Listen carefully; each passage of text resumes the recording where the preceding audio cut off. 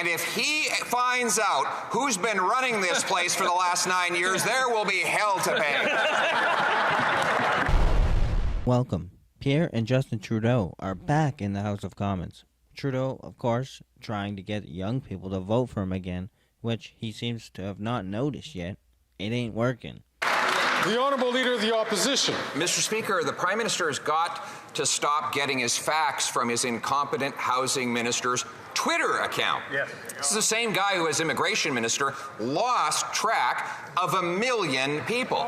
When I was housing minister, we built 92,782 new apartment units with an average rent of $973. How many apartments will the Prime Minister build at the price of $972 a month this year? Hear, hear. The Right Honourable Prime Minister. Mr. Speaker, our housing plan is the most ambitious and comprehensive in Canada's history and will unlock close to 4 million homes by 2031.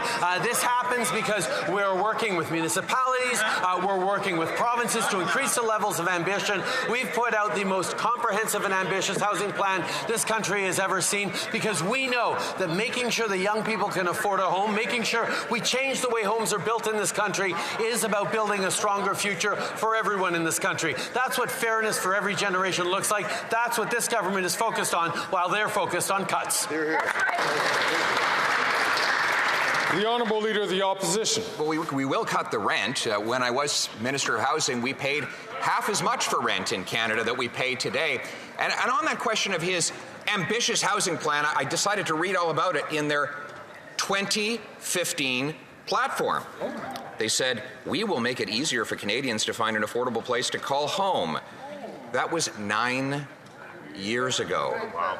They doubled the cost since that promise was made, and then they repeated the promise yesterday. Why do we expect the same promise with the same programs and the same Prime Minister to be kept this time? The Right Honourable Prime Minister. I was in Vancouver a few weeks ago to speak with young people about the fact that we're supporting renters with greater protections and making sure that the money they spend every month on rent actually gets counted in their credit score so they can help get a mortgage on into the future. Our housing plan will unlock 3.87 million new homes by cutting red tape, by reforming zoning, by lowering costs of home building, by using public lands and vacant government offices for housing. We're making it easier to save up for a tax-free for a down payment. We're helping end chronic homelessness and make homes more affordable. We're going to continue doing the work. The Honourable Leader of the Opposition. Oh, he's going to turn public buildings and land into housing. Wonder where we got that idea. Well, actually, it was, let me quote, "We will conduct an inventory of all federal lands and buildings that could be repurposed and make some of these lands available at low cost for affordable housing." That is from his 2015 budget. Oh. And now, 9 years later, he can only point to 13 homes on those public lands. And yesterday, he promised a rapid review of all the federal land portfolios. Rapid review. How rapid? Another 9 years? The Right Honourable Prime Minister. Mr. Speaker, we made a choice. We made a choice to invest in Canadians, and that started when we took office because the previous government had not invested in Canadians, continued to choose cuts to services, continued to choose austerity over the kinds of investments that a confident country should be making in its citizens. And that's where we have stepped up, and that's where we are stepping up right now to make sure that young people have the opportunities to build a strong future themselves by asking the wealthiest 0.1% to pay more in taxes. Unfortunately, the Leader of the Opposition continues to stand with the ultra-wealthy while we stand with... The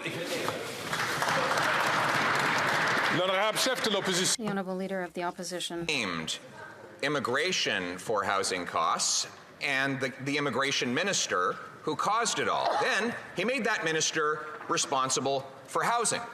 Since that time, that minister has a $4 billion housing accelerator that he admits will not build any homes, no specific homes. And in fact, since it began, housing starts have gone down this year, and his housing agency says they'll go down next year and the year after that. How is it the Prime Minister can spend $4 billion on a housing accelerator that decelerates home building? The Right Honourable Prime Minister. Speaker, I'm happy to talk about the housing accelerator because it stands in direct contrast with any plan that the Leader of the Opposition has put forward to pick fights with municipalities and provinces on housing. We're actually stepping up with investments that are allowing for more densification, for 4 units as of right, to make sure there's better use of public lands, including by municipalities and provinces, by making sure we're changing the math around building affordable homes to unlock millions of homes over the coming years. This is the work that we're doing right across the country with people who are ambitious about solving the housing crisis. If the Leader of the Opposition doesn't want to help solve it, he needs to keep getting out of the way. The Honourable Leader of the Opposition. Well, it was solved when rent was $973 a month, Mr. Speaker, until he came along. But more proof that he is not worth the cost after 9 years. He's blaming the whole world.